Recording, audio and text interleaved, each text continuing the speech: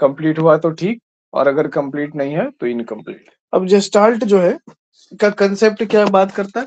पूर्णता की बात करता है। अगर जेस्टाल्ट कोई व्यक्ति होते तो हम लोग इनके बारे में कैसे कल्पना करते? हम लोग ऐसे कल्पना करते कि जेस्टाल्ट महोदय जीवन में संपूर्णता ढूंढ रहे हैं, इनको सब चीज में क्या चाहिए? संपूर्णता, कंप्लीटनेस चाहिए। इनको टुकड़ों में देखकर, आधे अधूरी चीजों को देखकर इनको संतुष्टि नहीं मिलती है। तो जेस्टाल्ट महोदय नाम के तो कोई व्यक्ति है नहीं। महोदय कौन है? मैक्स वर्दाइमर है। ठीक है, तो आप ऐसे याद करके रिलेट कर सकते हैं कि मैक्स वर्दाइमर जो है वो संपूर्णता की तलाश में निकले थे। उनको खंडित खंडित चीजें देखने में मजा नहीं आता। ये दृष्टिकोण बेहद ही गजब का दृष्टिकोण है। ठीक है, आप किसी भी चीज को उसके कंप्लीटनेस या होल में देखेंगे तो वो वाकई बेहद मतलब अलग दिखाई पड़ती है। जैसे आप टुकड़ों में देख रहे होते हैं उससे काफी अलग। तो जेस्टाल्टिज्म क्या कहता है? जैसे मान लीजिए पूर्णता और अन्वेषण दोनों में कैसे ये देखते हैं, दृष्टिकोण को देखे। जैसे पूर्णता का मतलब है हम सामने खड़े हैं और मेरे सामने एक बड़ी सी, आप लोग आप लोग ये देखें, लूम देखे हैं कोई, जो कपड़ा बिनने वाली मशीन है? जी जी हाँ सर। सर देखे। देखे है। तो लूम को अगर कोई अनजान आदमी या पहली बार आप देखे होंगे तो आप देखे होंगे कि पूरी एक मशीन है। ठीक है, उसमें दो चार आर्म है, कहीं पे स्प्रिंग है, सब चीजें मूव कर रही है एक साथ। तो वही है उस मशीन को संपूर्णता में देखना। एक सेकंड रुकिएगा।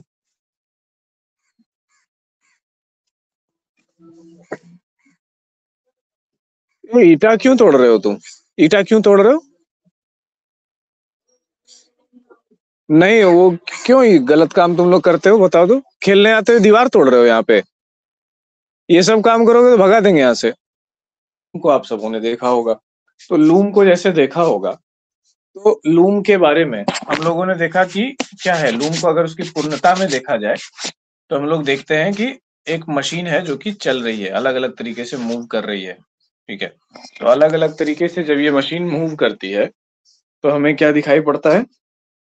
हमें ये दिखाई पड़ता है कि पूरी मशीन कैसे काम कर रही है। तो ये लूम को समझने का एक तरीका है। अब लूम कैसे काम करती है, इसको समझने का अगर हम तरीका देखेंगे तो लूम को समझने का तरीका क्या होगा कि उसके पार्ट्स को देखेंगे कि कौन सा आर्म है, कौन सा स्प्रिंग है। ठीक है, वो कैसे काम कर रहा है। लेकिन अगर आप आर्म को देखेंगे, स्प्रिंग को देखेंगे, उसके जो है वो थ्रेड बेड होता है जिसमें कि धागा ऐसे बिस्तर की तरह से लगा होता है, एक के ऊपर एक ऐसे करके धागा जो है चलता रहता है, मूव करता है। तो उसको आप देखेंगे तो आप ये समझेंगे कि धागा कैसे बन रहा है। तो जब डीप में किसी चीज को ना ऐसे पार्ट बाय पार्ट देखा जाता है तो हम उसके डिटेल्स को समझते हैं, उसके वर्किंग को समझते हैं। लेकिन उसका महत्व समझ में आता है जब उसकी टोटलिटी को देखते हैं। जब आप लूम को पूरा देखोगे चलते हुए तब समझ में आता है कि लूम क्या चीज है और क्यों काम कर रही है। ठीक है,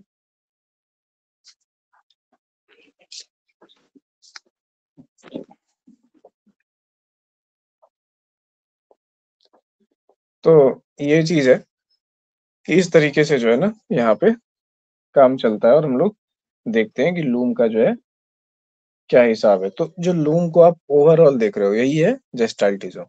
और लूम को आप टुकड़ों में देख रहे हो, स्ट्रक्चर्स में देख रहे हो कि एक आर्म है, एक स्प्रिंग है, एक मूवमेंट करता रोटर है, दो चार गियर्स हैं। ठीक है, एक धागा लगाने की जगह है। तो ये सब चीजें पार्ट वाइज देखते हैं तो इसको क्या कहते हैं? Structural view point. ठीक है, संरचनावादी दृष्टिकोण की कोई चीज बनी कैसे है। तो मेन चीज जो है ना, जो कॉम्प्लेक्स चीज है हम लोग के इसमें केस में समझने का, ये दृष्टिकोण को ही समझना है। ये दृष्टिकोण क्या कहता है, क्योंकि जेस्टाल्ट जो है मूल रूप से एक दृष्टिकोण है, एक नजरिया है चीजों को देखने का। जेस्टाल्ट कोई थ्योरी नहीं है। जैसे लॉ ऑफ प्रॉक्सिमिटी और लॉ ऑफ गुड क्लोजर, ये सब चीज हम लोगों ने देखा तो हम लोगों को क्या दिखाई पड़ा कि वो जो है एक थ्योरी है। पर ध्यान से देखेंगे तो क्या वो एक्सपेरिमेंटल रिसर्च से निकला है? एक्सपेरिमेंटल रिसर्च से उसको बैकिंग जरूर मिली है, पर जेस्टाल्ट ने क्या किया, उसको ऑब्जर्व करके एक नजरिए के रूप में दिया था। बाद में उसको एक्सपेरिमेंटल रिसर्च से बैकिंग मिली है, तब उसको लॉ कहा गया। क्लियर है? तो ये चीजें यहाँ पर ऐसे करके है। अब हम लोग देखते हैं अब जैसे देखिए इससे एक चीज़ और आता है, कंप्लीटनेस की बात आती है, एक चीज़ और इम्पोर्टेंट लिख लीजिए, जस्ट स्टार्ट में प्रेज़ेंट मोमेंट। आप लोग बहुत सुने होंगे लिव इन द प्रेज़ेंट, है ना? प्रेज़ेंट इज़ की टू एवरीथिंग। ये सब बहुत तरह का मतलब ज्ञान वाली बातों में, दर्शन वाली बातों में सुना है कि प्रेज़ेंट में होना बहुत ज़रूरी है। तो अब प्रेज़ेंट में होना ज़रूरी है कि नहीं है, ये तो दर्शन की बात है। उसके क्या फ़ायदे नुकसान है, वो अलग बात है। वो आप समझो और आप चुनो, आपको वो ज्ञान अच्छा लगता है कि नहीं लगता। लेकिन ये क्या है कि एक दर्शन का कॉन्सेप्ट है, प्रेज़ेंट में रहो, बीइंग इन प्रेज़ेंट, है ना? कहते हैं कि प्रेज़ेंट में रहिए, बी इन प्रेज़ेंट, वो बहुत ये चीज़ है। तो अब इसको एक दर्शन के रूप में देखते हैं, जैसे प्रेज़ेंट मोमेंट है, अभी का मोमेंट है, अभी आप क्या कर रहे हैं? अभी आप पढ़ाई कर रहे हैं, अभी आप क्लास कर रहे हैं, अभी आप लेक्चर सुन रहे हैं। तो अभी अगर आप इस मोमेंट में प्रेज़ेंट है, तो इस मोमेंट में जो इन्फॉर्मेशन है उसको आप एब्ज़ॉर्ब कर रहे हैं, ठीक है? उस इन्फॉर्मेशन से आप क्या कर रहे हैं? अपने मेरिट में वृद्धि कर रहे हैं, ठीक है? अपने इन्फॉर्मेशन स्टोर में वृद्धि कर रहे हैं। फिर आगे टाइम पे आप क्या करेंगे कि इसी नॉलेज का उपयोग करके कोई चीज़ क्रिएट करेंगे। तो प्रेज़ेंट मोमेंट क्या करता है? क्रिएट करने की जो है क्षमता देता है, वो क्रिएट करने का वो चीज़ देता है। तो बीइंग इन द प्रेज़ेंट क्यों कहा गया? क्योंकि वो आपको फंक्शनली अवेयर बनाता है कि आप इस मोमेंट में क्या कर सकते हैं, आपको क्रियात्मक रूप देता है। लेकिन पास्ट में या फ्यूचर में आप जाते हैं, तो आपको वो रिफ्लेक्टिव लेवल देता है। रिफ्लेक्टिव लेवल का मतलब है कि सोचने का समय देता है ना। पास्ट में आप जा रहे हैं, तो चीज़ों को देख रहे हैं, सोच रहे हैं, परख रहे हैं, रिव्यू कर रहे हैं, इन्वेस्टिगेट कर रहे हैं। और फ्यूचर में भी आप दे जाते हैं, तो आप क्या कर रहे हैं? प्रेडिक्शन कर रहे हैं, पहले की इन्फॉर्मेशन के मॉडल पर। अब जब 3 चीज़ें हैं, रिसर्च के भी 3 टाइप के हैं। प्रेडिक्टिव रिसर्च भी होता है ना कि फ्यूचर के लिए हम प्रेडिक्शन करना, रिसर्च का एक ये भी काम होता है। फिर आप देखें कि मतलब पहले की चीज़ों को भी हम लोग रिसर्च करते हैं, है ना? ये एक हिस्टोरिकल रिसर्च एक है, जिसमें बीती हुई चीज़ों का हम लोग रिसर्च कर रहे हैं, देख रहे हैं। तो ये जो मतलब ज्ञान है बीइंग इन द प्रेज़ेंट, ठीक है, एक नज़रिया है जीवन को देखने का। मतलब इसको ऐसे नहीं जीवन का सत्य मान कर के नहीं चलना है। जो दार्शनिक लोग होते हैं, जो दर्शन वाले लोग होते हैं, वो विभिन्न-विभिन्न नज़रियों को देखते हैं, ठीक है? साइकोलॉजी का पैरेंट विषय क्या है? दर्शन ही है। इसीलिए हर एक साइकोलॉजी के स्टूडेंट को दर्शन से कंफर्टेबल होना चाहिए और होना ही पड़ेगा, तभी वो साइकोलॉजी में अच्छा कर सकता है। क्योंकि जो रूट्स हैं ना, ये वहीं से आए हैं। ये जो जेस्टाल्ट है, ठीक है, स्ट्रक्चरलिज़्म है, साइको एनालिसिस है, सब कुछ दर्शन की ही देने हैं।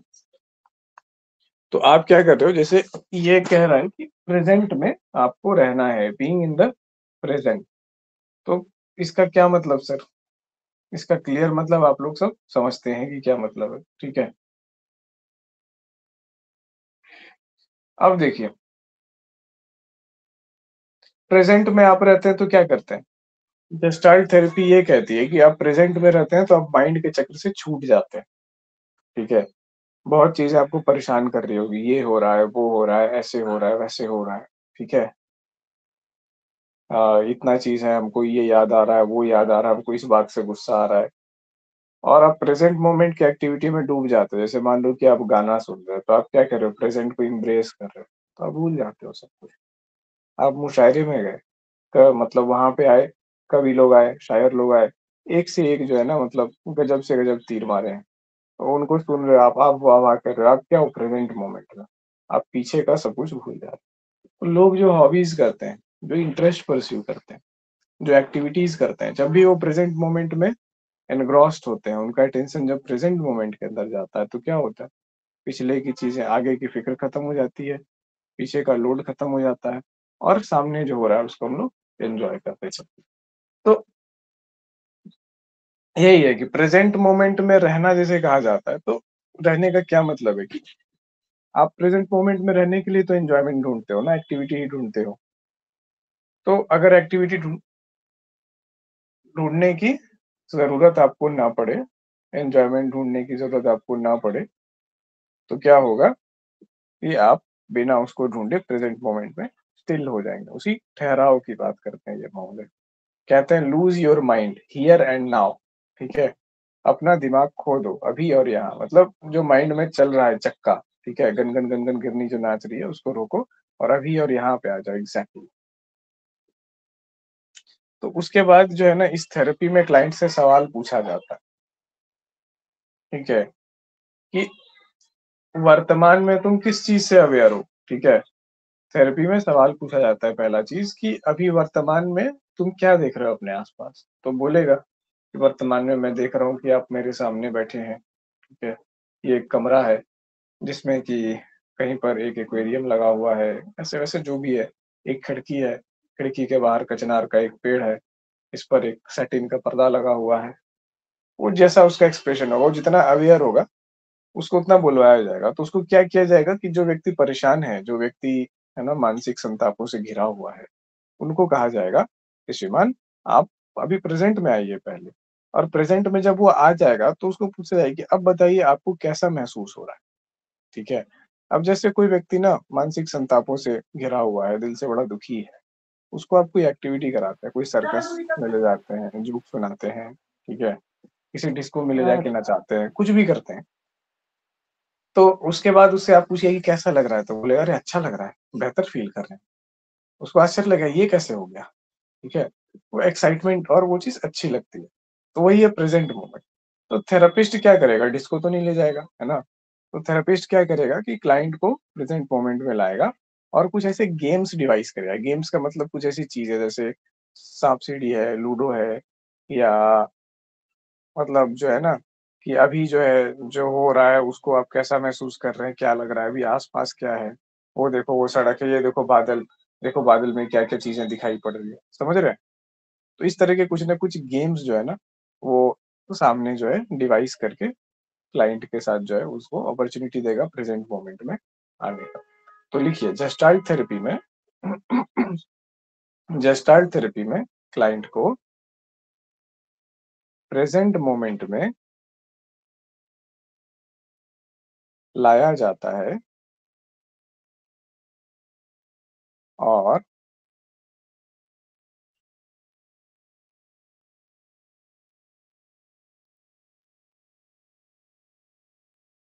प्रेज़ेंट मोमेंट में लाया जाता है और उससे पूछा जाता है कि बताओ अब कैसा महसूस कर रहे हो?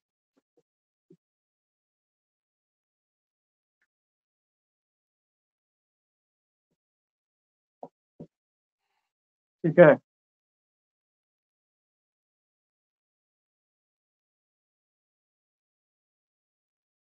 क्लियर है? लिख लिए सब लोग? और कोई एक बार फिर कुछ से बोलिए सर।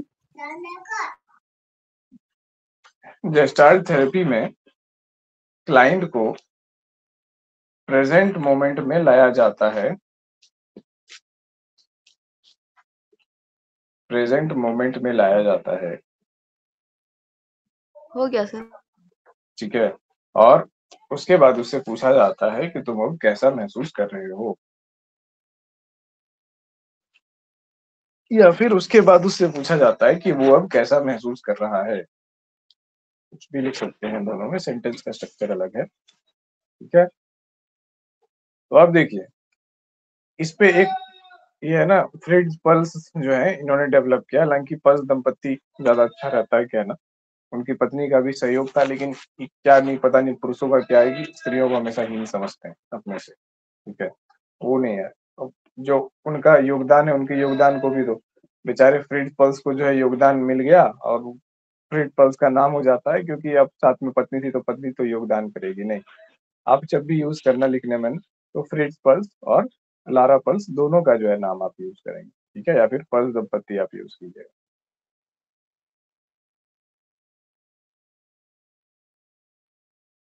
तो ये क्या है, इस तरीके से जब आप देखते हैं कि क्या हो रहा है कि एक सामने को सामने वाले को प्रेज़ेंट में लाया जा रहा है, उसको क्या किया जा रहा है माइंडफुल बनाया जा रहा है। तो माइंडफुल का मतलब है कि आपका माइंड जो है ना प्रेज़ेंट मोमेंट पे आ गया, अटैच हो गया, ठीक है? तो आप माइंडलेस नहीं हुए। माइंडलेस का मतलब क्या होता है? दिमाग में बहुत चीज़ें प्रोसेसिंग चल रही है और सामने जो एनवायरमेंटल से स्टिमुलस मिल रहा है, सामने जो प्रेज़ेंट कंडीशन है उसको आप ना सुन पा रहे हैं, ना समझ पा रहे हैं, ना देख पा रहे हैं। हमने कई लोगों को ऐसे देखा है जो अपने माइंड में ट्रैप्ड है ना? आप लोग भी देखते होंगे कि उनका माइंड ही उनके लिए पिंजरा बन चुका है। उनके बिलीफ सिस्टम उनकी बेड़ियाँ बन चुकी है, उसी में ट्रैप्ड है और उसमें ट्रैप्ड होकर के वो उस रियलिटी को देखता है। जैसे हमने देखा है कुछ है कई ऐसे लड़कों को जो पढ़ने में वाक़ई काफ़ी तेज़ हैं और देखने में भी लंबे-चौड़े हैं, ठीक है? और वो हर बार कंबाइंड डिफेंस सर्विसेज़, सीएपीएफ, दरोगा वगैरह का एग्ज़ाम हर बार निकाल चुके हैं। 8 से 10 बार निकाल चुके हैं, लेकिन एक बार भी दौड़ वो पास नहीं कर पाते हैं। तो हमको हास्यास्पद लगता है कि भाई तुम जो है ना बड़ा काम कर लेते हो और फ़ेल हो जाते हो छोटा काम में, दौड़ नहीं निकाल पा रहे, दौड़ जैसी चीज़ तुम नहीं निकाल पा रहे हो। तो बचपन से तो दौड़ते ही रहे हो और अभी तुम दौड़ नहीं निकाल पा रहे हो, तो हमको तो उस लड़के को अगर आप देखोगे तो पता है दिक्कत क्या है? दिक्कत है कि वही है, उसका माइंड एक पिंजरा है और उसके बिलीफ उसकी बेड़ियाँ हैं। दौड़ शरीर एक ऐसी चीज़ है जिसको कैसे भी ढाला जा सकता है। हम 50-52 किलो के आदमी हैं, हम 150 किलो का वज़न उठाते हैं लिफ्ट करके। तो देखने वाला कहता है भाई 150 किलो कैसे लिफ्ट कर लिया तू? क्यों? क्योंकि माइंड में लिमिट नहीं है, ठीक है? उससे ज़्यादा नहीं उठाते हैं क्योंकि हमको भी अपना जॉइंट और ये चीज़ प्यारा है, ठीक है? हड्डियाँ प्यारी हैं। तो माइंड का लिमिट नहीं होता है किसी भी चीज़ में। माइंड में जब तक लिमिट है तब तक वो चीज़ चलेगा। साइंस कहता है कि अपने वज़न से ज़्यादा नहीं उठा सकता है, जो कि फालतू बात है, ठीक है? जब आप जिम में जाएँगे तो आप देखेंगे, हर व्यक्ति अपने वज़न से जो है ना ज़्यादा गुना रहा है, हम ज़्यादा उठा रहा है। अब मेरा वज़न क्या है कि भगवान की कृपा से एक्सेप्शनली लो है, फिलहाल तो 52 किलो के हैं मात्र। तो क्या है कि एक्सेप्शनली लो होने के कारण क्या हमको ये एडवांटेज मिल रहा है ये कहने का कि हम अपने वेट से 3 गुना वज़न उठा सकते हैं, जो सुन के बहुत अजीब लगता है। 70 किलो का आदमी अगर कहेगा 3 गुना तो मतलब 210 केजी होता है उसका, ठीक है? तो 210 केजी उठाना वाक़ई भारी है। मेरे वज़न का 3 गुना मात्र 150 केजी होता है। तो ये चीज़ है। तो ये चीज़ जब होती है तो क्या होता है कि माइंड का लिमिट ब्रेक होता है, कि ऐसा नहीं हो सकता। जब आप घंटों ट्रेडमिल पे दौड़ते हैं और आप 4 घंटा, 5 घंटा अगर लगातार ट्रेडमिल पे दौड़ लें, तब आपको पता चलता है कि 5 घंटा तक लगातार दौड़ना संभव है। पहले आधे घंटे तक में ना शरीर बर्बाद हो जाता है, एकदम ऐसा लगता है कि मर जाएगा शरीर, हार्ट पंप होकर के बाहर आ जाएगा और उसके बाद शरीर लय पकड़ लेता है और उस लय के साथ जो है फिर आप दौड़ते रहते हैं, दौड़ते रहते हैं, दौड़ते रहते हैं, फिर ना स्टैमिना खत्म होता है, ना आप थकते हैं।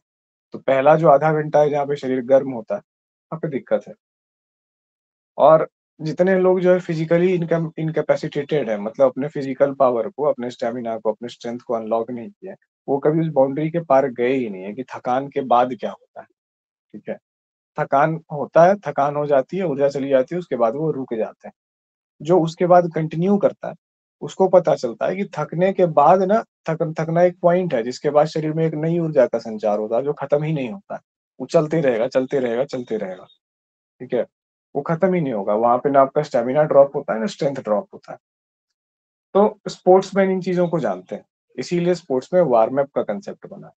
आम आदमी को आप वार्म अप कराएँगे ना, तो वो उसी में रो देगा, ठीक है? पीटी क्या होता है? पीटी वार्म अप होता है।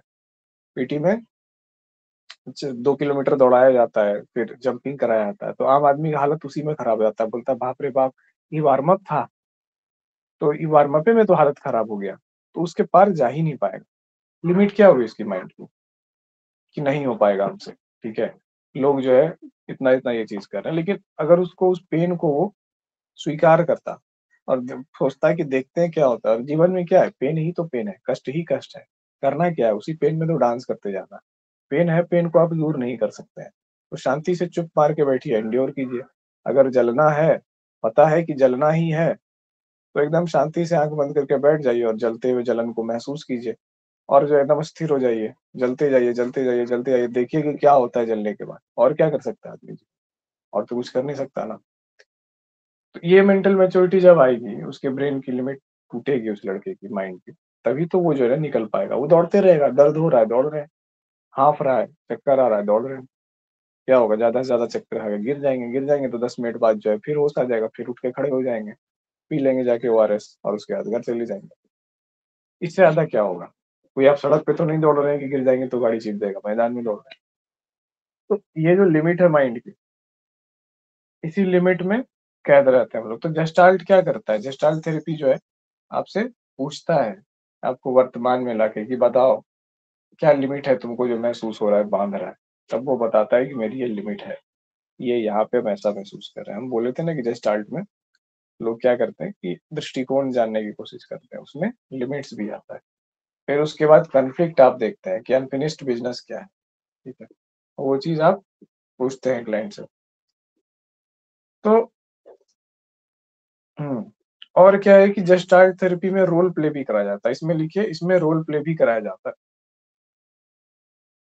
अब रोल प्ले क्या होता है वो बताएंगे हम आपको, पहले लिख लीजिए, इसमें रोल प्ले भी कराया जाता है। किसी को पता है रोल प्ले क्या होता है?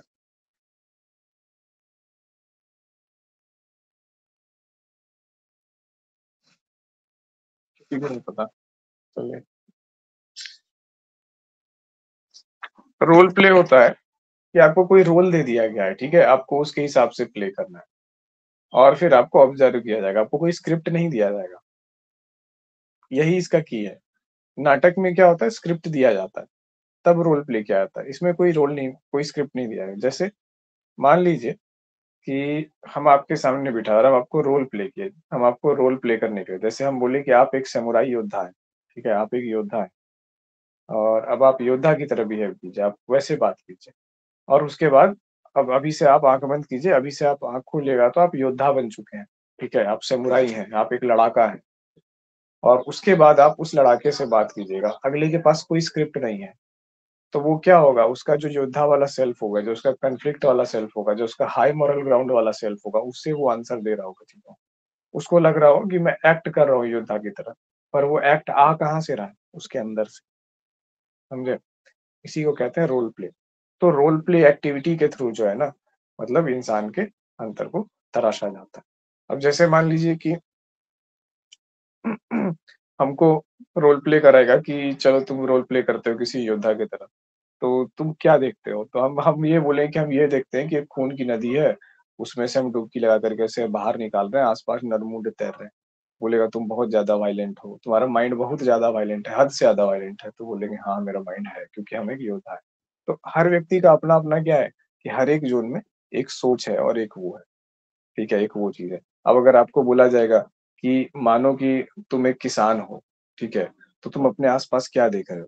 तो हम देखेंगे कि हम एक किसान हैं, तो मेरे आस-पास जो है ना पेड़-पौधे ऐसे भरे हुए हैं और हम किसान अनाज के किसान नहीं हैं, सब्जी के किसान हैं, मशरूम के किसान हैं, ठीक है? और हमने एक ऐसा इकोसिस्टम बना रखा है जिसमें मेरे किसान में मतलब मेरे खेत में पेड़-पौधों पर कीड़े भी हैं, चूहे भी हैं, लेकिन कोई कुछ खाता नहीं है। चूहा कीड़ा को खा जाता है, कीड़ा मक्खी को खा जाता है और कोई मेरे फसल को नुकसान नहीं पहुँचा रहा है। एक इकोसिस्टम हम तैयार करके रखे हैं। मेरे खेत में ना खाद डालने की ज़रूरत है, ना कुछ डालने की ज़रूरत है, सब कुछ स्वतः हो रहा है। तो हम उसको वो दिखाएँगे कि ऐसा-ऐसा हो रहा है मेरे खेत में। तो इसके द्वारा क्या पता चल रहा है? इसके द्वारा पता चल रहा है कि ये आदमी साइंस में इंटरेस्टेड है, ये आदमी नेचर में इंटरेस्टेड है, ठीक है? ये मतलब ये जो है ना, किसी एक सर्टेन एफर्ट डालने की बजाय ये ऑटोमेट करना चाहता है चीज़ों को, कि हमको कम से कम एफर्ट लगे और हम इकोसिस्टम तैयार कर दें कि चीज़ें अपने आप होते रहें। तो इससे मेरे बारे में ये चीज़ निकल के आई। अब जैसे मान लीजिए कि वो चीज़ है मेरे से पूछा कि आप एक योद्धा हो मिडाइवल पीरियड के, आप अपने आप को कहाँ देखते हो? तो हम ये देख रहे हैं कि खून की नदी में नहाते हुए देख रहे हैं। तो इससे वो क्या कंक्लूज़न पे पहुँचेगा कि ये आदमी जो है, क्या है कि ये डेंजरस काइंड ऑफ ये आदमी है अपने शत्रुओं के लिए। और ये ऐसा है कि इसको जो चीज़ खत्म करनी है, तो वो चीज़ एकदम खत्म करनी है। ये उस चीज़ को सिग्निफ़ाई करता है, फ़ोर्स ऑफ डिस्ट्रक्शन को सिग्निफ़ाई करता है। इसके अंदर जो है एक फ़ोर्स ऑफ डिस्ट्रक्शन है कि और फ़ोर्स ऑफ डिस्ट्रक्शन क्या होता है? विनाश क्या होता है? विनाश विकास का प्रिकर्सर है। पहले टूटती है फिर चीज़ें बनती है। तो वही फ़ोर्स ऑफ डिस्ट्रक्शन क्या करता है व्यक्ति को पेन एंड्योर करने में सक्षम बनाता है कि बहुत हार्ड अमाउंट ऑफ पेन जो है वो एंड्योर करेगा और चीज़ों को खत्म करेगा। फिर चीज़ें नई तरीके से ताकि शुरू हो पाएँ। अब इसको अगर साइकोलॉजिकल सेंस में आगे साइकोलॉजिस्ट बैठा है, देखा है, तो वो कैसे समझेगा? वो ऐसे समझेगा कि जब चीज़ें डिस्ट्रॉय होती हैं, तो चीज़ें क्या होती हैं? क्रिएट होती है और खुद को रिक्रिएट करने के लिए, खुद को जैसा आप चाहते हैं, जैसा स्वप्न देखते हैं, ऐसा इमेजिन करते हैं कि मेरा गॉड ऐसा है, या मेरा वो चीज़ ऐसा है। उसको बनाने के लिए क्या करना पड़ता है? खुद को कई बार डिस्ट्रॉय करना पड़ता है। हर जगह से तोड़ना पड़ता है। आपका हृदय टूटेगा, आपका मन टूटेगा, आपका आलस्य टूटेगा, आपका बिलीफ टूटेगा। मतलब बेसिकली आपको जो बनना है, वो बनने के लिए आपको अपना एक-एक चीज़ तोड़ना पड़ेगा। आपको जो स्टैमिना चाहिए, उसके लिए आपको शरीर में मतलब लिमिटलेस कहते हैं ना अमाउंट ऑफ पेन आपको एंड्योर करना पड़ेगा। तब जाकर के आप वो बनेंगे जिसकी आप कल्पना कर सकते हैं, जिसको आप सोचेंगे कि यार ऐसा कोई होता तो मेरा हीरो होता, ना मेरा गॉड होता, ऐसा होता। और तब आप उस चीज़ में इवॉल्व हो पाएँगे। तो देखिए, साइकोलॉजिस्ट का दृष्टिकोण कैसे होगा? वैसे होगा, चीज़ों को गहराई से समझना। नॉर्मल आदमी कैसे समझेगा? डर जाएगा मेरी इस बात को सुन कर के कि बाप रे बाप! कि कैसा इसका कल्पना है कि खून की नदी में नहा रहे हैं ऐसे-वैसे, हैं हथियार के पूरे फैक्ट्री का मालिक हैं हम। कंपनी, अगर तुम व्यापारी हो तो क्या हो, तुम व्यापारी हैं तो हम हथियार के फैक्ट्री के मालिक हैं, सारे हथियार ऑटोमेटेड हैं जो इजी डिवाइस से चलते हैं। बोलेगा बाप रे तुम तबाही का सामान बना रहे हो। नहीं, वो एक सिंबॉलिक स्टोरी होती है, उसके पीछे का साइकोलॉजिस्ट मोटिव पकड़ते हैं। ठीक है, ये नहीं कि तुम मन मन ऐसा सोच रहे हो तो तुम आतंकवादी बन जाओगे, ऐसी बातें नहीं होती। तो वो क्या होता है, पहले प्रेजेंट में लाता है आपको, ताकि आप अवेयर हो पाए आसपास की चीजों से, आपके अवेयरनेस को शिफ्ट कर पाए अपने ऊपर बाहर की घटनाओं से। और उसके बाद आपको एक रोल देता है। ठीक है, आप उस रोल में जाते हैं, और फिर जब आप अपने ऊपर टेंशन में रहते हैं तो फिर आप वो चीजों को बयान करते हैं। अब जैसे मान लीजिए कि पूछता है, हमसे पूछता है कि कोई रोल देता है, अब जैसे हम बेबस कहाँ पर हैं। ठीक है, कहाँ पर हम बेबस हैं और कहाँ पे हम आजाद होना चाहते हैं, इस प्रश्न को टैप करने के लिए, आंसर देने के लिए सामने बैठा साइकोलॉजिस्ट मेरे से पूछता कि अच्छा मानो कि तुम एक पशु होते, तुम कौन से पशु होते। तो फिर हम कहते कि हम गाय होते, बंदर होते, गौरैया होते, केचुआ होते, कुछ कुछ भी कहते। तो केचुआ होते तो तुम क्या करते। ठीक है, एक पोयम हम लिखे थे ऐसे कल, मैं गौरैया, मतलब अगर मैं नेक्स्ट जन्म लूं तो मैं गौरैया बनूं, ऐसे करके, मतलब एक लेडी का दृष्टिकोण है, एक स्त्री का दृष्टिकोण है, कि वो कह रही है अपने ईश्वर से कि अगर अगले बार मुझे जन्म दो तो मुझे गौरैया जन्म दो, क्योंकि इस लाइफ में उसका जो है प्रेम अनफिनिश्ड रह गया है। तो उसके माइंड में घुस करके हमने ऐसे देखने की कोशिश की कि वो कैसे देखती है अपने प्रेम को और कैसे पाने की कोशिश करती है। और फिर बोलती कि भगवान अगले टाइम मुझे गौरैया बना दो, ताकि जो है इस बार मैं स्त्री बनी तो इस कारण से मैं उसको नहीं पा पाई, अगली बार मुझे गौरैया बना देना तो मैं उसके आंगन में रहूंगी, मैं उसके हाथ का दाना खाऊंगी। ठीक है, तो ऐसे करके, मतलब एक आर्ट नहीं होता वैसे, तो वैसे करके हमने पोयम क्रिएट किया। तो वो उसके माइंडसेट में घुस गई कि अगर गौरैया होते तो ये, गौरैया होती तो ये करती, मैं ऐसे करती, वैसे करती, ऐसे करती, वैसे करके एक प्यारा सा जो है ना। अरे यार क्लासे के टाइम कॉल करेगा, सबने उठाएंगे। तो ये चीज जो है ना, इस तरीके से चल रही होती।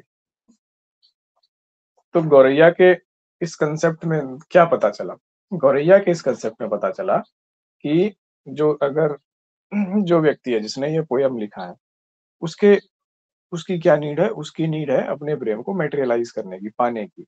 वो बेबसी पता चली कि वो बेबसी जो है वो नहीं हो पा रही, क्योंकि वो ह्यूमन बॉडी के फॉर्मेट में थी। और वो फ्रीडम कैसे मिलेगी उसको, गौरैया मिल के मिलेगी, गौरैया बन के मिलेगी, जो उन चीजों को मुकम्मल करना चाह रही है वो इस तरीके से होगी।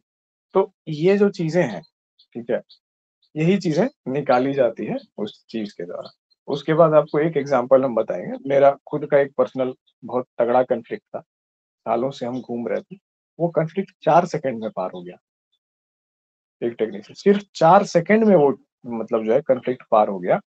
और हम ऐसे करके ना, मतलब इसके पहले हमको हमको भी लगता था कि ठीक है, साइकोलॉजी है, काउंसलिंग है ना, ये सब चीजें होती है, हिप्नोसिस होता है, थेरेपी होता है, सब चीजें होती है, लोग जाते हैं, सेशंस होता है, मल्टीपल सेशंस होता है, जितना देखे थे साइकोलॉजी को जाने थे कि एक एक करके सेशन होता है, इंटरव्यू होता है, बहुत टाइम टेकिंग चीजें हैं, रोना धोना होता है ना, कब्रें खोदी जाती है, जिन चीजों को आप मिट्टी में दफना चुके हो उनको साइकोलॉजिस्ट खोद खोद के निकालता है, फिर आप रोते धोते हैं, है ना, 75 तरह की चीजें होती है। तो ऑल सॉर्ट्स ऑफ चीजें, हम बहुत डरते थे इन चीजों से, और हमको लगता था कि मतलब जीवन में कुछ भी हो जाए ना किसी को, तो कुछ मानसिक समस्या ना हो, थेरेपी वाला चीज ना हो, बड़ा कष्टकारी है वो, कि आप एक बार चीजों को, मतलब हैंडल करके, सारा कंफ्लिक्ट को हैंडल करके आगे बढ़े हो। मान लो कुछ चाइल्डहुड ट्रॉमा है या कुछ भी है जीवन में वैसा, है ना, सेल्फ कंसेप्ट के इश्यूज हैं, तो वैसे करके क्या होता है कि आप आगे बढ़े हो, अब फिर से उसकी खुदाई चल रही है। अब बार बार आपको सेशन ले रहा है काउंसलर, ठीक है, बार बार आपको बोल रहा है कैसे हो क्या हो, फिर आपको वो चीजें रिपीट हो रही है, आप बेटर ऑफ थे, भूल गए थे। ठीक है, लेकिन क्या हुआ, 14-15 साल बाद जो है ना, वो भूली हुई चीजें अचानक से याद आती है, आपके व्यवहार को मॉड्यूलेट करने लगती है, आपको रैशनल बनाने लगती है, तब आप जाते हो काउंसलर के पास, और 15 साल पुराना जो है गड़ा हुआ मुर्दा उखड़ रहा है, उसकी सड़ांध आ रही है, फिर आप रो रहे हो, धो रहे हो, 6 महीना 7 महीना तक ऐसे ही चल रहा है। हर बार जो है आपसे 15 दिन बाद यही पूछता है कि कैसे हो, बढ़िया महसूस कर रहे हो, उसको हम क्या बोले कि हर रात में जो है ना हमको वही नींद आता है, हमको बुरा सपना आता है, ऐसे वैसे। तो ये है एक पेशेंट या एक क्लाइंट की कहानी। आप उसको ऐसे मत देखिए ना, उसको एक खराब चीज के रूप में मत देखिए, आप उसको वैसे देखिए कि अगर मैं होता वहां पे, ठीक है, थोड़ा सद्भावना के साथ, एम्पैथी के साथ। तो वैसे केस में जो मेरा जो देखना था, पिछला डिग्री मेरा क्लिनिकल साइकोलॉजी से ही था, मास्टर्स का, इसीलिए वो भी बहुत मन लगा के हम किए थे। तो हालांकि हाईली इमोशनल पर्सन होने के कारण हम क्लिनिकल साइकोलॉजी के फील्ड को हम संभाल नहीं पाए, तो हम कान पकड़ के डिग्री छोड़ दी। हम बोले नहीं होगा, क्लिनिकल साइकोलॉजी के फील्ड में नहीं चाहिए, इससे मेरा रास्ता हमेशा बदल जाएगा, हम इतना ही ज्यादा इमोशनली वो चीज है। तो वहां पे जो चीजें सीखी थी, तो उसमें एक मेथड था, एम्प्टी चेयर मेथड। ठीक है, इसको लिख लीजिए आप लोग, एम्प्टी चेयर मेथड। ठीक है, इसके बारे में हम बता देते हैं, बहुत छोटा सा चीज है। इस मेथड ने एक क्वेश्चन जो मतलब इस मेथड में सिर्फ 2 क्वेश्चन पूछा गया हमसे, और क्वेश्चन का नाम क्या बोलेगा? एम्प्टी चेयर मेथड, खाली कुर्सी विधि। इसके बारे में आप लोग सर्च कीजिएगा नेट से, वीडियो देखिएगा और ये वो देखिएगा, टास्क है आप लोगों का। ठीक है, हम समझा देते हैं इसमें, ये समझने की चीज है, इसमें लिख भी सकते हैं। ठीक है, लिखाएंगे क्या लिखाएंगे, ये लिखाएंगे कि इसमें पेशेंट के सामने एक खाली कुर्सी रख दी जाती है और उसे कहा जाता है कि आप जो है अपने आप को इस पर बैठा हुआ देखिए, ऐसे आप लिख सकते हैं। तो हमको जो मैम थी काउंसलर, सोनम मैम नाम था उनका, बहुत फेमस भी है वो काउंसलिंग के वर्ल्ड में, मध्य प्रदेश की है,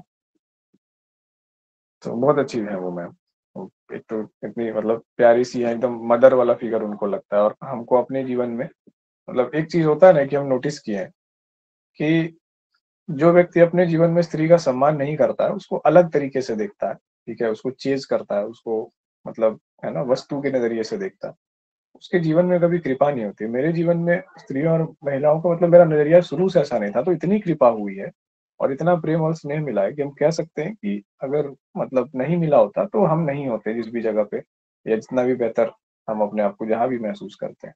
हर एक जगह पे, चाहे इंटर्नशिप हो, चाहे कॉलेज हो, डिपार्टमेंट हो, पढ़ाई हो, घर हो, दोस्त हो, मतलब वो नजर साफ होने का ये बहुत ही चीज है। इसीलिए जब हम लड़कों का देखते हैं ना कि जिनका नजर साफ नहीं है, थोड़ा लालच वाला ऐसे वैसे, तो उनको यही सब बोलते हैं कि भाई मत जाओ, डिसअपॉइंटमेंट है, खराब है, ऐसे है वैसे। उसको हम ऐसे करके दूर भगा देते हैं कि भैया तुम जिस नजर से जा रहे हो ना, जीवन में बरकत तो नहीं मिलने वाली। और पता नहीं ऐसा क्या है कि जो भी आदमी ना, मतलब हम देखे हैं कि जो भी स्त्री को बड़ा डेरोगेटरी सेंस में देखा है, उसके जीवन में कभी अच्छा कुछ नहीं हुआ। ठीक है, ये हम ऑब्जर्व किए हैं। और जिसका भी नजरिया उसके प्रति खराब रहा है, या उसके प्रति पाप किया, या ऐसे वैसे किया, चाहे वो कैसी भी स्त्री हो। ठीक है, और अगर वो चीज है कि आपका नजरिया अच्छा रहा ना, तो कितने भी मुश्किल सिचुएशन में रहे, कैसी भी रहे, वो कितनी भी खराब से खराब भी औरत है, कोई भी है, कुछ भी है, लेकिन पता नहीं क्या है, ये समझ में नहीं आता है, थोड़ा मिस्टिकल है, पर चीजें अपने आप अच्छा हो जाती है अगर किसी औरत या स्त्री की दुआएं आपको लगती है तो। अगर ये तो अलग बात होगी। तो वो जो है ना, उस मैम ने एम्प्टी चेयर मेथड पे क्या बोला कि उनको बोले कि अच्छा ब्रजेश, इमेजिन करो कि सामने तुम बैठे हुए हो, ये खाली चेयर है, अब इस पे इमेजिन करो कि सामने तुम बैठे हुए हो। यहाँ इमेजिन किया, अब तुम बैठे हुए हो सामने। ठीक है, अरे हाँ, तो तुम देख रहे हो अपने आप को? हाँ देख रहे हो। तो बोलो, तो पूछो कि इस वक्त सबसे जरूरी क्या है।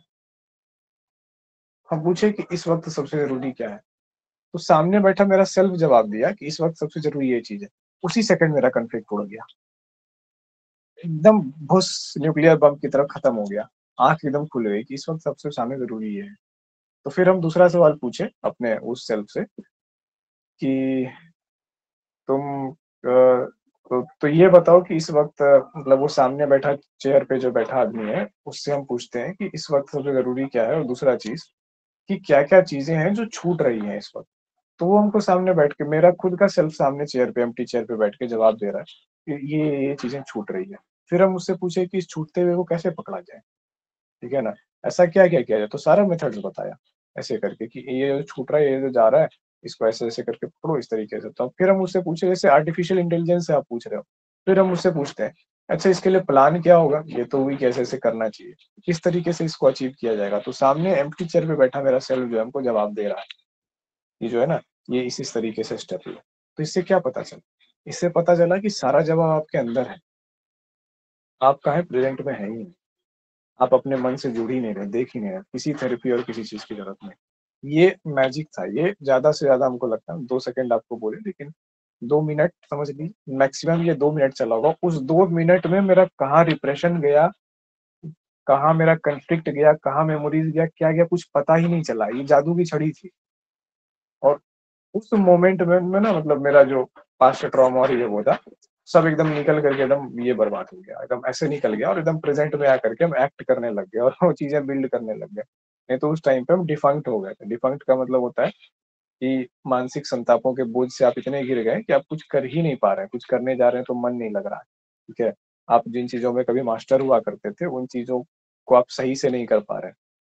तो मेरे जैसा लिटरेरी पर्सन से स्पेलिंग मिस्टेक्स हो रहे थे और ये हमको देख करके लग रहा था कि हमसे स्पेलिंग मिस्टेक कैसे हो सकता है। हमसे आज तक कभी बचपन में स्पेलिंग मिस्टेक नहीं हुआ। मतलब छोटे क्लासेस में जब स्पेलिंग मिस्टेक होता है ना बच्चों में, 1 क्लास 2 क्लास में 3 में, तब कभी कभी हमसे स्पेलिंग मिस्टेक नहीं हुआ। मेरे कॉपी में एक भी स्पेलिंग मिस्टेक आज तक कहीं नहीं दिखा और तब हमसे जाके स्पेलिंग मिस्टेक होने लगा। तो हम ये नोटिस किए। फिर उसके बाद क्या नोटिस किए कि मेरे ग्रामर में मिस्टेक होने लगा। ठीक है, उस पॉइंट पे तो हम ये चीज पॉइंट आउट किया कि जब हम परेशान होते हैं ना तो मेरे स्पेलिंग में मिस्टेक होने लगता है, मेरे ग्रामर में, ये सब चीज में मिस्टेक होने लगता है। तो वो हमको अपना उस टाइम पे फ्लॉ पता चला। तो एक मार्कर है मेरे लिए वो अपने मेंटल हेल्थ का, कि हम लिखते विखते रहते हैं, लिखते पढ़ते रहते हैं और फिर उसके बाद कभी दोबारा हम रिविजिट करेंगे उसको तो देखेंगे कि क्या सेंटेंस स्ट्रक्चर में कोई गड़बड़ है, क्या कोई ग्रामर का ऐसा चीज है जो हमसे लूप हो गया है, मिस हो गया है, या स्पेलिंग में हम गड़बड़ कर रहे हैं और उस लिखते वक्त हमको पता नहीं चला। दैट मीन्स कि मेरा माइंड उस टाइम पे प्रेजेंट में नहीं था। और एक्चुअली में जब आप क्रिएटिव पर्सन होते हैं, आप कुछ लिख रहे होते हैं, कविता, गीत या ड्रामा वगैरह, ये सब चीजें, शॉर्ट फिल्म, ये सब सब लिखते रहते हैं, तो आप उस टाइम पे प्रेजेंट में नहीं होते, आप एक विचारों की दुनिया में होते हैं और उसको एक आकार दे करके वो कागज पर लाते हैं। तो ये जो चीजें हैं क्या है कि एक तो प्रेजेंट में पहले आइए और फिर अपने आप से मिलिए, अपने आप से मिलिए, अपने पास्ट में जाइए, अपने प्रॉब्लम से देखिए सबके। तो ये जो अनुभव होता है ना, यही है जस्टार्ट थेरेपी। ठीक है, जस्टार्ट थेरेपी का एक तरीका है एम्प्टी चेयर मेथड। इसको आप लोगों को गूगल से सर्च करके देखना सब।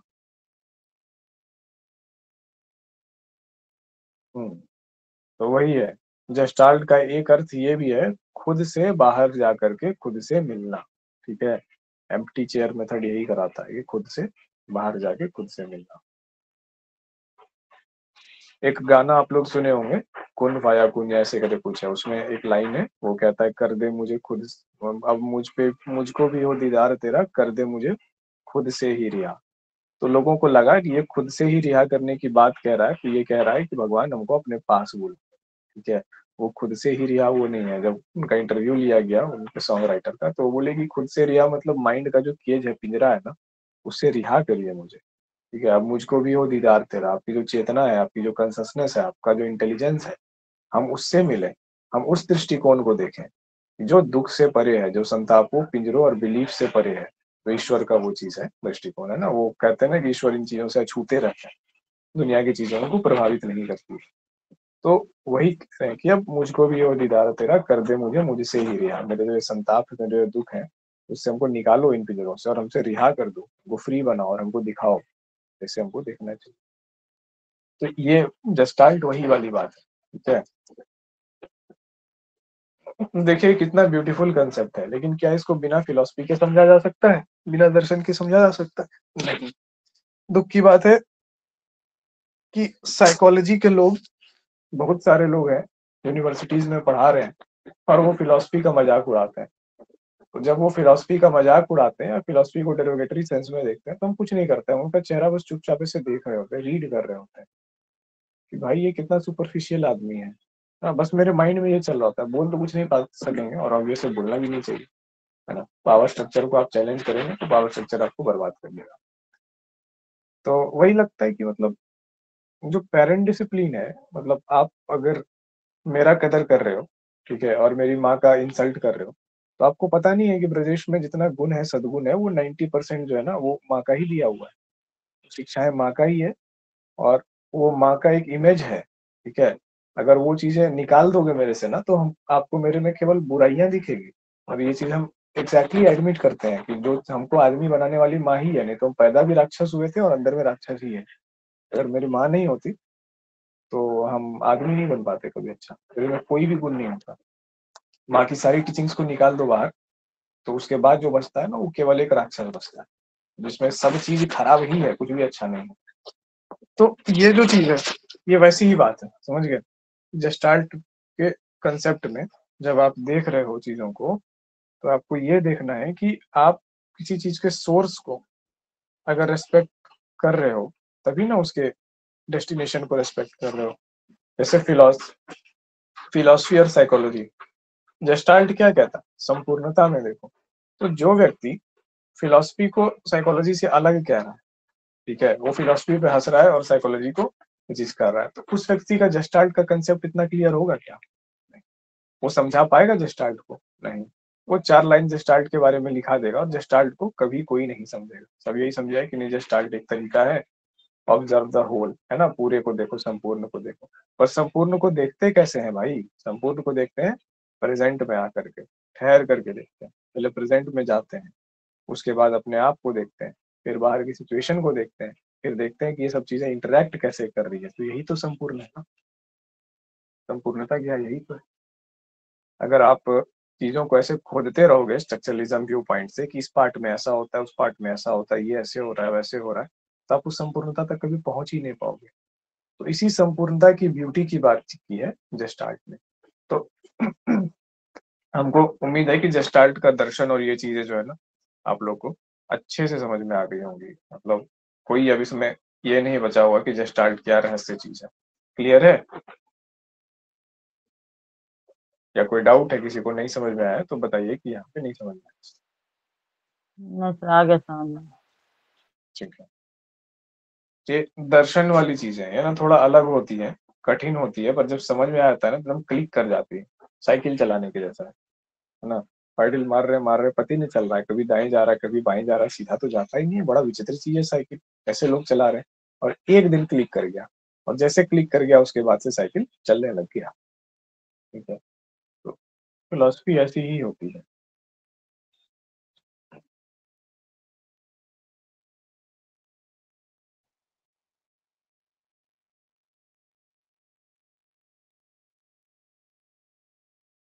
अब देखिए जेस्टाल्ट थेरेपी कहाँ कहाँ लगाते हैं, कौन लिख लीजिए, ठीक है।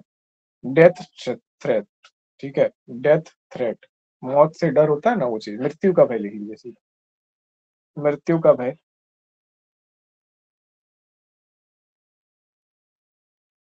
ब्रैकेट में एड्स लिख लीजिए। एड्स पीड़ितों में जेस्टाल्ट थेरेपी बहुत ज्यादा लगाई जाती है। ठीक है। ये क्वेश्चन बहुत ज्यादा बनता है, कई बार पूछ दिया जाएगा कि एड्स पीड़ित को सबसे ज्यादा कौन सी थेरेपी दी जाती है, तो आपको लगेगा हम क्या जाने, हम क्या एड्स पीड़ित के पास गए? नहीं भाई, जेस्टाल्ट तो पढ़े हो ना, जेस्टाल्ट का क्वेश्चन। मृत्यु है, ब्रैकेट में लिख लीजिए एड्स, कॉमा देके कैंसर लिख लीजिए। उसको शांत करने के लिए, उसको रैशनलाइज करने के लिए वो चीज किया जाता है। उसके बाद रिलेशनशिप इश्यूज, ठीक है, रिलेशनशिप इश्यूज है, कोई भी प्रकार का रिलेशनशिप है। अब क्या है कि रिलेशनशिप जैसे वर्ड सुनता है तो आदमी मुस्कुराने लगता है, बोलता है सर खाली यही सब बात करते रहे, भैया है ही मेरा सब्जेक्ट, ही तुम करें क्या? तुमको, तुम्हारे लिए रिलेशनशिप का मतलब ना सिर्फ एक चीज है, पर साइकोलॉजी में रिलेशनशिप का मतलब है दो व्यक्तियों का संबंध। अब वो दो व्यक्ति कोई भी हो सकते हैं, है ना। फादर चाइल्ड का इशू है, रिलेशन, वो भी रिलेशनशिप इशू है। ठीक है। मदर चाइल्ड का इशू है, वो भी रिलेशनशिप इशू है। पेरेंट चाइल्ड का इशू है, वो भी रिलेशनशिप इशू है। टीचर के साथ बच्चा मिसबिहेव कर रहा है, वो भी रिलेशनशिप इशूज है। ठीक है। पति पत्नी का इशू है, वो भी रिलेशनशिप इशू है। ठीक है। आपके पार्टनर का, आपके दोस्त के साथ जो है वो नहीं बन रहा है, कोई दोस्त आपका नहीं है, सबके दोस्त के साथ झगड़ा हो रहा है, तो वो भी रिलेशनशिप इशू है। ठीक है। तो रिलेशनशिप इश्यूज का सोशल मीडिया वाला मतलब नहीं निकालना है हम लोगों को, हम लोगों को साइकोलॉजी वाला मतलब निकालना है कि रिलेशनशिप इश्यूज मतलब कोई भी पर्सन, कोई भी संबंध। ठीक है। ये नहीं कि जैसे यूट्यूब पे और सब जगह रिलेशनशिप का एक ही अर्थ है, नहीं है एक ही अर्थ। वो आपका दिमाग सिर्फ एक अर्थ को पकड़ता है। तो जहां पे भी रिलेशनशिप इश्यूज है तो वहां पे, ठीक है। अब एक चीज, रिलेशनशिप इश्यूज और फैमिली इश्यूज दोनों अलग अलग होते हैं। ठीक है। फैमिली एंड रिलेशनशिप काउंसलिंग देखते हैं लोग करते हैं कई बार, है ना। मैराइटल काउंसलिंग अलग चीज है। हम लोग रिलेशनशिप इश्यूज को क्या समझते हैं? Marital issues. तो हम लोगों को नहीं समझना है, ये सोशल मीडिया का मचाया हुआ गंदगी है कि रिलेशनशिप का इश्यूज का मतलब है कि मैरिटल इश्यूज होता है, नहीं। अगर जहाँ पे साइकोलॉजी में रिलेशनशिप इश्यूज का वर्ड हो रहा है तो वो ब्रॉड सेंस में हो रहा है। ठीक है। अगर केवल कपल्स के बीच में होगा ना तो उसको कहेंगे मैराइटल इश्यूज कहेंगे उसको, ठीक है, वो वहां पे होगा, या पार्टनरशिप इश्यूज कहेंगे उसको। रिलेशनशिप इश्यूज में कॉर्पोरेट रिलेशनशिप इश्यूज भी हो सकते हैं कि आप ऑफिस में जो है ना, आप सही से जो है लोगों के साथ रिलेशन नहीं बिल्ड कर पा रहे हो, जैसे सीनियर जूनियर का वो चीज है, वो आपकी नीड नहीं समझ पा रहा है, आप उसकी नीड नहीं समझ पा रहे, आप उसके एक्सपेक्टेशन के अकॉर्डिंग परफॉर्म नहीं कर पा रहे हो, बिहेवियर का दिक्कत हो रहा है, कम्युनिकेशन का चैलेंजेस आ रहा है, वो भी आता है उसमें। इसके बाद लिख लो सब्सटेंस अब्यूज, कॉमा देखो स्पेलिंग बताइए सर। सब्सटेंस अब्यूज में SUB सब STANC स्टांस, ये एक साथ लिखा है सब्सटेंस, SUB सब STANC स्टांस, और इशू तो substance abuse ABUSE abuse. Substance abuse का मतलब है कि कोई भी सब्सटेंस का आप मिसयूज कर रहे हैं, साधारण भाषा में कहे तो इसको नशा कह सकते हैं। नशा और सब्सटेंस अब्यूज थोड़ा सा अलग इसीलिए है सुनने में, इसको हम थोड़ा क्लियर कर देते हैं डिफरेंस। जब हम लोग नशा वर्ड यूज करते हैं तो माइंड में क्या आता है, किन पदार्थों का जिक्र आता है, मादक पदार्थों का जिक्र आता है ना, मादक पदार्थों का आइडिया आता है, शराब, तंबाकू से जो पदार्थ हैं, बीड़ी, सिगरेट, ठीक है, गुल, खैनी, सुरती, सुंगनी, और पता नहीं और क्या क्या आता है, सिगार, ठीक है, और क्या आता है, हुक्का, है ना, और भी आता है तंबाकू, कोई जानते हैं क्या आप लोग? चलिए, कोई गुल उल है क्या, कोई गुल से मुंह धोने वाला आप लोग के बीच में, खैनी हाँ उनी सर। खाने वाला? अच्छा, कौन? पापा। अरे नहीं, मतलब आप स्टूडेंट्स में से कोई नहीं ना है? नहीं सर। हाँ ठीक है, खैनी वैनी मत खाने लग जाइएगा कि सर निकोटीन मिलता है, दिमाग तेज होता है। हम लोग के क्लास में जो है ना, निरंजन सर एक बार पढ़ा रहे थे शराब के बारे में, अल्कोहलिज्म पढ़ा रहे थे, ठीक है, तो सर बताए कि ये नुकसान होता है, इतना % अल्कोहल जाता है बॉडी में, तो ऐसे होता है, वैसे होता है, ये वो होता है। तो एक लड़का बोलता है कि सर लेकिन जानते हैं सर, तो वो उस सर को बोलता है, सर लेकिन आपको पता नहीं है, दारू पीने से दिमाग तेज होता है, ठीक है। क्लास के बीच में वो ऐसे बोला, सर दारू पीने से ना दिमाग, माइंड तेजी से काम करता है। तो एकदम पूरा ऐसे बोला, सब लोग शौक है, हम लोग जो है ना मुंह दबा के ऐसे हंस रहे हैं, सर की तरफ देख रहे हैं और मुंह दबा के हंस रहे हैं, सर भी देख रहे हैं, चुटकी ले रहे हैं, सर भी सोच रहे हैं कि क्या बोल दे रहा। मैं बोले अच्छा ऐसा होता है, कितना तेज होता है? नहीं सर, दिमाग जो है ना तेजी से काम करने लगता है दारू पीने के बाद, इंटेलिजेंस बढ़ जाता है सर। आप तो जानते होंगे सर, आप तो कितना रिसर्च होगा इसके ऊपर, ऐसे बोलता है सर वो, कितना रिसर्च होगा इसके ऊपर, इंटेलिजेंस बढ़ जाता है। बोले अच्छा इंटेलिजेंस बढ़ जाता है। आपको क्लास में स्टेटमेंट क्या दे रहा है कि दारू पीने पे ऐसा महसूस होता है, तो सर हमको बुला के पूछते हैं, अरे वो दारू उरू पीता है क्या? हम बोले सर हमको क्या पता पीता है कि नहीं पीता, हम कैसे जानेंगे, लगता तो है। बाद में सर बुला करके हमको पूछते हैं। तो ये जो है ना, अब निकोटीन खाने से एक्चुअली में, निकोटीन जो है ना, निकोटीन एक्चुअली में इंटेलिजेंस या उस चीज को हाई करता है, ठीक है। शराब का तो पता नहीं क्या होता है, नहीं होता, लेकिन निकोटीन जो है ना, निकोटीन जो तंबाकू से मिलता है, वो ब्रेन को एक्चुअली में तेज करता है। क्यों?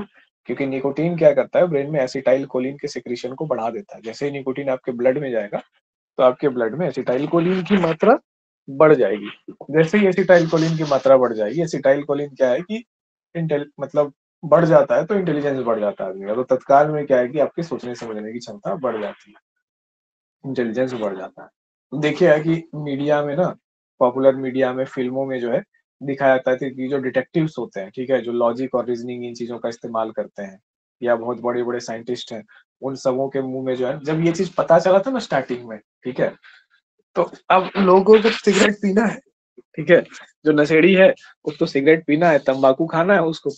तो जिस टाइम पे ये खोज हुई थी 1900 समथिंग के आसपास, तो उस टाइम पे क्या था कि जितने भी इंटेलिजेंट लोग थे, सबको एक एक्सक्यूज मिल गया, ठीक है, और महसूस भी करते थे निकोटीन लेने पे। एक्चुअली में वाकई में इंटेलिजेंस थोड़ी देर के लिए बढ़ा हुआ तो महसूस होता है, शांत महसूस होता है, और एकदम वो चीज महसूस होता है। हम भी अपने ऊपर एक्सपेरिमेंट किए थे, एडिक्शन का एक प्रोजेक्ट था मेरा ग्रेजुएशन के टाइम पे, कि सिगरेट का जो एडिक्शन 30 दिनों तक किसी सब आदमी को लगाने के बाद, जो पहले कभी नहीं किया है, तो क्या वो अचानक से विल पावर पे छूट सकता है? तो पता चला कि इस एक्सपेरिमेंट का एथिकल कंसर्न है और हम किसी व्यक्ति के ऊपर नहीं कर सकते, तो हम खुद सब्जेक्ट बन के अपने ऊपर किए थे। 30 दिन तक डेली एक टाइम पे सिगरेट पीते थे और खुद को आदत लगाए थे।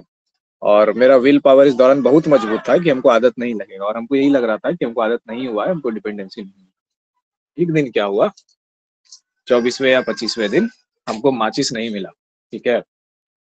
और हमको ऐसा लगा कि दुनिया तोड़ देंगे, जला देंगे, सब टेबल पर से सब सामान फेंक देंगे, कहाँ चला गया माचिस, हमको क्रोध आने लगा। और हम उसी समय समझ गए कि हो गया, यही एडिक्शन है, क्लिक कर गया एकदम, ठीक है। तो हमको मतलब मेरा वो पॉइंट जल गया, क्योंकि हम चिंतित भी हो रहे थे कि यार एडिक्शन लगेगा नहीं। तो जब एडिक्शन लगेगा ही नहीं हमको, तो फिर एक्सपेरिमेंट सफल कैसे होगा। जैसे ही वो चीज क्लिक हुआ ना, तो उस मार्कर को हम नोट किए उसमें प्रोजेक्ट फाइल में अपना, कि ऐसे ऐसे महसूस हुआ, वही है एडिक्शन। अब मेरा ब्रेन अवेयर हो गया एडिक्शन से। उसके बाद अब विल पावर का गेम था। उसके बाद 31वां दिन से जो छूटा, तो छूटा तो छूट ही गया एकदम, कहानी ही खत्म। तो हमको क्लियर है गया कि विल पावर से हमको ये डेवलप करना था कि जैसे निकोटीन पैच है, ये वो होता है ना कि थेरेपी देते हैं ऐसे वैसे, नहीं, भीषण आदत लगाइए अपने आप को, ठीक है। और उसके बाद विल पावर से उसको छोड़ दीजिए, ड्रॉप हो गया। हम ये चीज अपने पापा में भी देखे थे कि पापा बोलते थे कि कोई, मेरे पापा जो है ना, मतलब युवावस्था में भीषण नशेड़ी हुआ करते थे। पापा को विभिन्न प्रकार के नशों का एक्सपीरियंस है। तो और पापा को हम नशा छोड़ते हुए देखे थे। नशा को पापा ऐसे छोड़े ना जैसे कभी उनके जीवन में था ही नहीं, और अगले दिन से जो है ना वो हुआ ही नहीं। इस चीज से हम लोगों को स्ट्रगल करते देखे थे, तो हमको लगता था कि चीज पॉसिबल तो है। तो वही हम पापा से पूछे कि पापा, कहीं साइकोलॉजी में या कहीं भी नहीं कहता है कि मतलब नशा ऐसे छूटता है, थेरेपी वेरेपी ये वो चीज है। तो बोले कुछ नहीं बेटा, एक दिन तुम डिसाइड कर लोगी कल से नहीं पिएंगे, बस हो गया खत्म। अच्छा, ऐसा भी होता है। और हम एक ऐसा आदमी है कि हमको कोई चीज की आदत जल्दी नहीं छूटता, हमको ये चीज रियलाइज करना बेहद जरूरी था। कोई चीज भी अगर खा, जैसे पोहा खा रहे हैं, पोहा हमको पसंद है, तो पोहा हमको जीवन भर पसंद रहेगा। हमको अपनी इस वीकनेस को खत्म करना था, डिपेंडेंसी। तो वो एक्सपेरिमेंट जो है ना खुद का निकोटीन वाला था। तो निकोटीन क्या करता है, आपके इंटेलिजेंस को बढ़ा देता है। उस दौरान हमको पता चला कि हाँ महसूस तो होता है, मैथ वैथ का प्रॉब्लम सब जो है बनने लगता है, जो ऐसे नहीं बनता है उस टाइम पे। तो इंटेलेक्चुअल लोग जैसे आइंस्टीन है, ठीक है, ओपेनहाइमर है, ये वो है, सबको एक्सक्यूज मिल गया। तो ये तो क्लियरली जो है ना लैब से ये पता चल गया कि हाँ एसिटाइलकोलिन की मात्रा बढ़ जाती है, प्रोसेसिंग की ताकत बढ़ जाती है। तो आप देखेंगे उस वक्त के जितने भी आपको मिलेंगे, सिगमंड फ्राइड, ठीक है, एल्बर्ट आइंस्टीन, रॉबर्ट ओपेनहाइमर, जितने भी जीनियस लोग मिलेंगे, सबके मुंह में या तो आपको चिरूट मिलेगा, सिगरेट मिलेगा और सिगार मिलेगा, कुछ ना कुछ वैसा तंबाकू प्रोडक्ट मिलेगा ही मिलेगा, ठीक है। वो चीज आपको देखने के लिए मिल जाएगा। वो उस टाइम पे वो ऐसा चल गया था। तो एक प्रोटोटाइप बन गया कि इंटेलिजेंट लोग जो होते हैं ना एकदम पूरा धुआं उड़ाते रहते हैं, ठीक है। और इन्वेस्टिगेशन के टाइम पे भी क्या होता है कि जो जासूस होते हैं वो भी वैसा चीज कर रहे होते हैं, इन्वेस्टिगेटिव, क्योंकि रिसर्च मेथड पे पूरा का पूरा बेस्ड है। दिमाग शांत भी चाहिए और इंटेलिजेंट भी चाहिए, तब जाके आप उसका निकोटीन का यूज करते हैं। बाद में क्या हुआ कि पता चला कि भाई सिगरेट निकोटीन का हाई तो देता है लेकिन कैंसर का भी कारण है। तब बोला गया कि कोई सेफ तरीका हो निकोटीन लेने का, तो निकोटीन पैचेस बनाएगा, निकोटीन च्युइंगम्स बनाएगा। तो इससे आप सेफली अपने ब्लड में निकोटीन पहुंचा सकते हैं बिना कैंसर के, क्योंकि कैंसर निकोटीन के कारण नहीं होता है, कैंसर होता है धुआं के कारण। कैंसर होता है तंबाकू में सिर्फ निकोटीन ही नहीं होता है, और भी सब्सटेंसेस होते हैं, उनके कारण कैंसर होता है। अगर आप खैनी खाएंगे तो निकोटीन तो गया ही, साथ साथ में वो भी जाएगा। तो क्या होता है, सस्ते नशे के चक्कर में महंगी बीमारी ले लेते हैं लोग,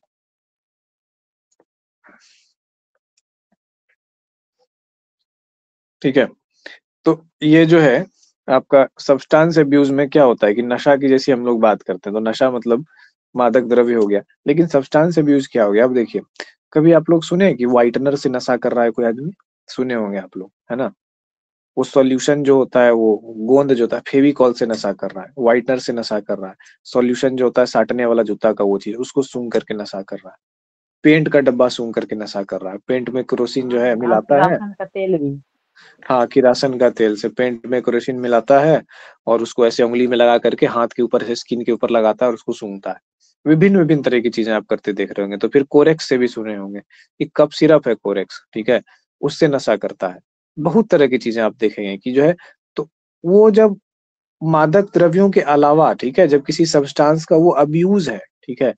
अब पेंट में जो चीजें यूज की जाती है उसमें वो पोटेंशियल है कि वो चीज है, जैसे अब पेंट का डब्बा, थिनर का जो डब्बा है ना, थिनर के डब्बे को अगर 1 साल तक डेली धूप में रखा जाता है, अब इसका मिसयूज मत कीजिएगा आप लोग किसी के भी साथ भी जीवन में, प्लीज, हम एग्जांपल दे रहे हैं। 1 साल तक अगर धूप में आप रख दीजिएगा, 6 महीने तक डेली धूप में पड़ा हुआ है थिनर का डब्बा, मेटल वाला जैसे होता है ना पेंट का डब्बा, या पेंट का ही डब्बा मान लीजिए, तो पेंट में थिनर भी मिला हुआ रहता है अंदर में। उसको आप धूप में रख दीजिए पूरा 6 महीना साल भर, तो उसके अंदर एक गैस डेवलप हो जाता है, ठीक है। वो गैस जो होता है न्यूरोटॉक्सिन होता है। अब अगर किसी बेवकूफ आदमी को वो थिनर का ऐसे डब्बा दे दिया जाए और उसके ऊपर जाम है और वो उसको उंगली से या नाखून से ऐसे करके पूरा जोर लगा के खींचने की कोशिश कर रहा है, जैसे जैसे वो जोर लगा के ऐसे करके दम लगा के ऐसे खींचता है, ढक्कन करता है पॉप, तो ऐसे आवाज आती है। आप जोर लगाए हुए तो आप क्या किए हुए, सांस रोके हुए ऐसे करके सांस रोके हुए, ढक्कन खोलोगे सांस रिलीज होगा, हाँ, और उधर से क्या होगा, गैस रिलीज होगा। उसके बाद आप क्या करेंगे, सांस तुरंत में सांस खींचेंगे, जैसे दम लगाने के बाद तुरंत आदमी सांस खींचता है ना, सांस खींचेंगे, वो गैस आपके नाक में जाएगी, कर देगी ब्रेन डैमेज, क्योंकि वो न्यूरोटॉक्सिन गैस होती है, ठीक है। बहुत लोगों का ऐसे ब्रेन डैमेज हुआ है, पेंट के फील्ड में काम करने वाले जो, ये क्या बोलते हैं, इसीलिए आप देखे होंगे कि पेंटिंग का जो काम होता है प्रोफेशनल रूप से, उसमें गैस मास्क का यूज किया जाता है। भारत में लोग नहीं करते हैं, क्योंकि न्यूरल डैमेज होगा भी तो आदमी को पता कैसे चलेगा, कौन डायग्नोसिस कर रहा है, ठीक है। यहाँ तो एबनॉर्मलिटी का कॉन्सेप्ट ही नहीं है। तो जब भी पेंट से रिलेटेड आप देखेंगे कहीं पे इंडस्ट्री में काम होता है या उन केमिकल से रिलेटेड, तो गैस मास्क पहना जाता है, क्योंकि वो ब्रेन को डैमेज करता है। और वो 1 लीटर के डब्बे को 1 साल या 6 महीने तक अगर वो धूप में पड़ा हुआ और उसके अंदर वो गैस बन गई और उसको अचानक से खोला जाए, तो जितना अमाउंट ऑफ, जितना ग्राम ऑफ गैस किसी हेल्दी आदमी के मस्तिष्क में जाएगा ना, उसको अच्छा खासा न्यूरल डैमेज देने के लिए काफी है, पागल भी हो सकता है, ठीक है। तो ऐसी घटनाएं भी जो है ना, ये कैसे पता चला सर, इसीलिए पता चला क्योंकि ऐसे केसेस आते हैं मेंटल हॉस्पिटल में, ठीक है। कहाँ पता चला, जब उसका न्यूरल प्रोफाइल चेक किया गया तब पता चला कि यार इसके ब्रेन का सर्टेन सर्टेन जो है एरिया, स्मेल के एरिया में सबसे ज्यादा डैमेज है। तो इसका मतलब कुछ ऐसा चीज वो सूंघा है जिसके कारण न्यूरल डैमेज हुआ है। तब जाके पूछा जाता है कि कभी कुछ ऐसा हुआ था। वैसी ही चीजों में एक है सरसों तेल में झांस जो आप लोग देखते हैं, है ना, वो जो केमिकल है उसका हार्ट डेंसिटी भी वैसा ही है। अगर उसका हार्ट मतलब उस केमिकल को कंसंट्रेट करके गैसियस फॉर्म में किसी आदमी को सुंघा दिया जाएगा तो दिमाग खराब हो जाएगा उसका। तो ऐसी ऐसी चीजें भी है, ठीक है। ऐसी चीजें वार में यूज की जाती है, युद्ध में यूज की जाती है, मस्टर्ड गैस कहा जाता है उसको।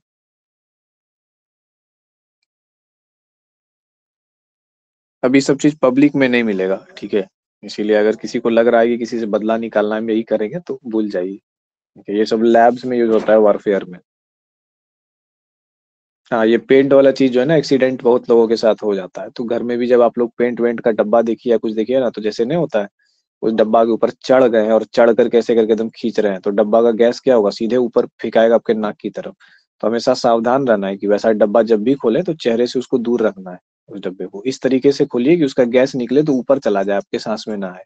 हमेशा इस चीज का ध्यान रखना है। और कभी भी सूंघ के मत देखिएगा कि सर बोले हैं कैसा लगता है, तो एक बार सूंघ करके ट्राई करके देखिएगा, है ना।